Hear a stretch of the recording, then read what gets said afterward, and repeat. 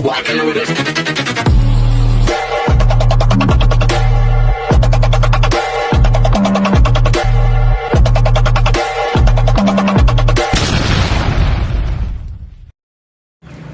Hello beautiful people! Welcome back to my channel. It's your Mama Sam dito sa Sam Sam TV. Kamusta naman kayo mga amigo, amiga, kumare at kumpare? Sana lahat kayo ay okay at safe na yung araw na to.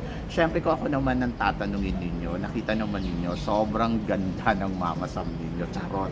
Magandang umaga, pataya. So yun, ang daming lalaki dito, mga Arabo, mga Pakistano, ewan ko saan sila galing.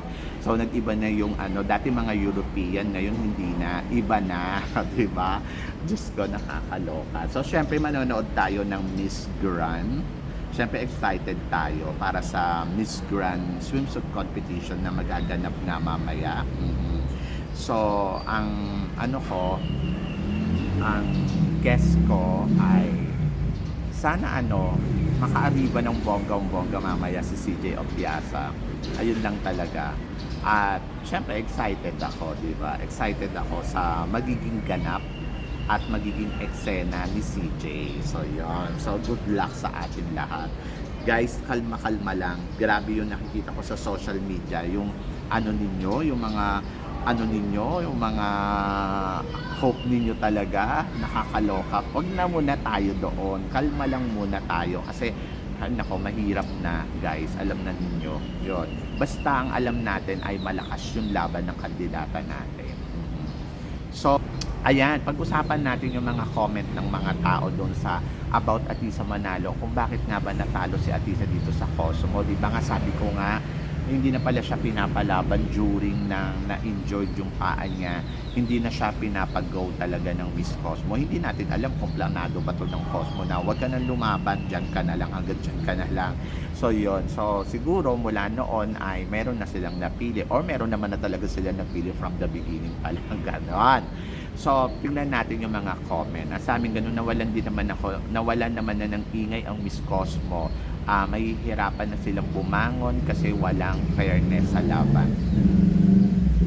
Hindi ko makita kung wala silang fairness kasi parang hindi na nila pinapalaban si Atisa Manalo, pero si Atisa Manalo pinush niya pa rin yung sarili niya na lumaban. So yung pinayagan nila, nakarating naman ng top 10, kumbaga sa madaling salita, inallowed pa rin nila. Kudos naman doon sa organization. Kumbaga parang siguro nandoon na nagkaroon sila ng agreement na wala kaming pananagutan kung anong mangyayari sa'yo. Kasi syempre ang concern talaga nila yung health ni Atisa. So kaya ako naiintindihan na baka sinasabi nga nila na wag nang lumaban kasi kesa naman i-push pa. Pero si Atisa magaling ginawa niya pa rin di ba? So nakarating pa rin siya ng top 10. So ibig sabihin nabigyan pa rin siya ng judgment. Kaya lang hindi lang talaga siya nagustuhan ng mga Vietnamese, di ba? So yun yung mga Vietnamese na judges. Actually hindi naman lahat, isa lang naman, di ba? Parang feeling ko si Kim Do Yeng, di ba? Siya yung mismong talagang umayaw kay yung kumbaga mababang score ang binigay niya kay Atisa. Hindi siya na-impress. Ayun. So wala naman tayong magagawa doon sa part na yun kasi parang ang dating sa akin ay choices niya yon. Kaya nga may judges, di ba? Kasi kung wala, di wala lang. Ganon. And then, I hope Miss Atisa Manalo will compete again. That's so swallow reason. And actually, sabi nga, I hope Atisa Manalo will compete again. Ako, gusto ko ba mag-compete pa si Atisa Manalo? Of course. Kasi parang unfinished business si Atisa Manalo dito sa laban niya sa pageantry kung iisipin mo. Kasi parang feeling ko, yung ganda ni Atisa Manalo, in fairness kay Atisa talaga, deserve niya talaga ang corona. Deserve niyang makoronahan. Deserve niya na matapos yung journey niya na may suot-suot na corona. eto na nga ine-expect natin yung Cosmo, eh. Kahit nga 'di ba, minor pageant lang na tinatawag natin ng Cosmo or beginner pa lang, inaccept natin for Atisa Manalo. Kasi kung tutuusin, Atisa Manalo na 'to, eh. First runner-up sa Miss International, mataas na yung level niya. Kung sasali man siya siguro at para sa mga bagay-bagay na talagang na pageant, dapat mabigat. Dapat lang katulad ng Miss Universe, 'di ba? Miss Universe o kaya Miss World, ganon. Kaya lang, naloka ako kasi Cosmo, pero inaccept natin yon kasi parang feeling natin mas madali niyang makukuha yung corona. At pag nakoronahan na siya dyan, at kung ayun na yung last pageant niya, okay lang. 'Di ba? Magiging okay lang sa atin lahat. Kasi parang feeling ko, madali lang naman tong Cosmo. Pero wala, nabaliwala siya dito, nabaliwala yung galing ng Atisa Manalo at saka yung isang Atisa Manalo. So yun, doon ako naloka. Mas matatanggap ko kung Miss Universe to. Oo. Kasi syempre Miss Universe yun, kung parang Michelle D, naka-top 10 sa Miss Universe pero naka-top 12 sa Miss World. Kumbaga, parang dapat mas higher pa. Di ba? Halimbawa, sa Miss Universe, dapat top 5. Oo, ganon. Ganon yung expectation natin kay Michelle D. Pero wala, nilaglag siya hanggang top 10 lang. So ako, para sa akin, kung sa Miss Universe lumabas si Atisa Manalo, tapos ginawa nilang top 10, parang hindi downgraded. Di ba? So, parang feeling ko, okay lang.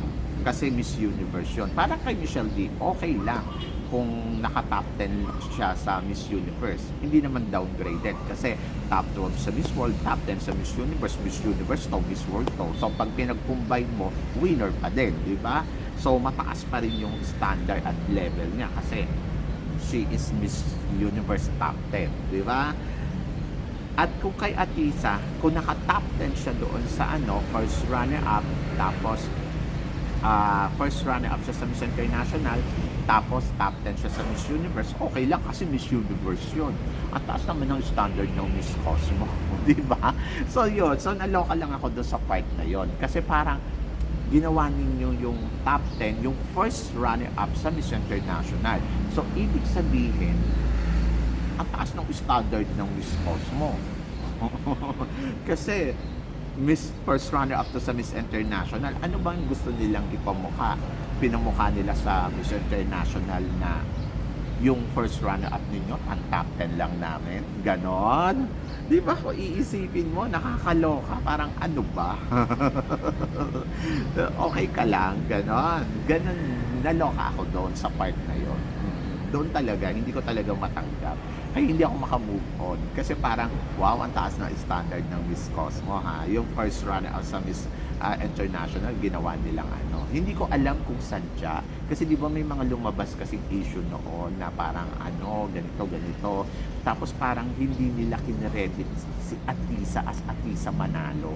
So yun, kung gumanti man sila doon sa Miss International, parang, ouch, natamaan ninyo dito yung mga Pilipino kasi manok to ng mga Pilipino, mahal to ng mga Pilipino, tapos ganyan. So doon naloka talaga yung mga Pilipino. Kaya naiintindihan ko. And I hope naiintindihan nyo rin kung bakit ganun yung nararamdaman ko. Di ba? Mas maiintindihan ko kung Miss Universe siya. Kaso hindi siya Miss Universe, Miss Cosmo siya. O, di ba? Tapos sasabihin na parang, wow, ang taas pala ng standard ng Miss Cosmo kasi niligwak nila yung first runner-up sa Miss International. Pero kamusta naman yung pinanalo nila? 'Di ba? So mas naiintindihan ko kung yung pinanalo nila para maalam Miss Universe, kaso hindi So yun, so doon sa part na yun nalungkot talaga ako at nawalan ako ng gana. Kasi parang mas maiintindihan ko, hindi naman sa pangarap yan ni Tata and then Tata is deserved, 'di ba? Deserve niya yung manalo. Pero naloka lang ako na parang between Atisa Manalo talaga, pinili ninyo si Tata. Si Tata parang lagi lang nasa likod ni Atisa Manalo. Ando doon na kung ikukumpara mo yung ganda ay walay. Charot. So yun. Anyway, wala tayong magagawa doon. At ayun yung gusto nila. At ayun, so desisyon yun ng mga hurado, desisyon ng judges yun. Wala tayong magagawa.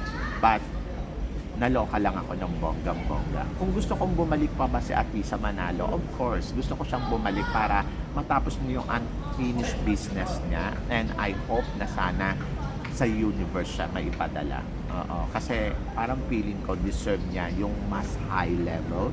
At least sa Miss Universe, kung ano man yung makahatungan niya doon, malay ninyo, di ba? Nakatakda pala talaga siyang maging Miss Universe. So, why not? Itry niya pa once more.